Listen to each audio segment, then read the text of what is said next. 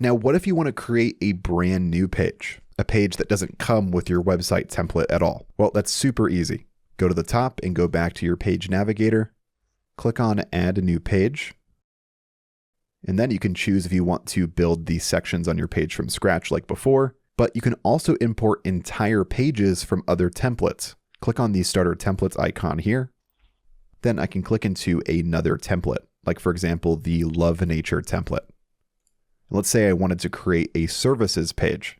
Using this other template, I can import this entire page and then start customizing it. So I'll click on Services, and then at the top, I'll click on Import Template. And now that entire page is going to be imported into my website. The one thing that happens whenever you create a new page is that the page doesn't actually have a name. Right now, if I click on this, it just says Elementor page.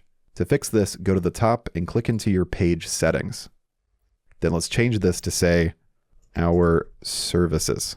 You'll see that change reflect here at the top.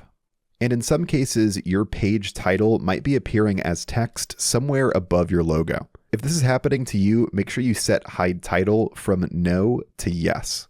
And that's going to hide the title from appearing on your web page. Now from here, you can go through and customize all the different containers and widgets and sections, just like before. And once you're happy with this, go ahead and set the status on the left from Draft to Published. Then go to the top right and click Publish again. And now you've created a brand new page.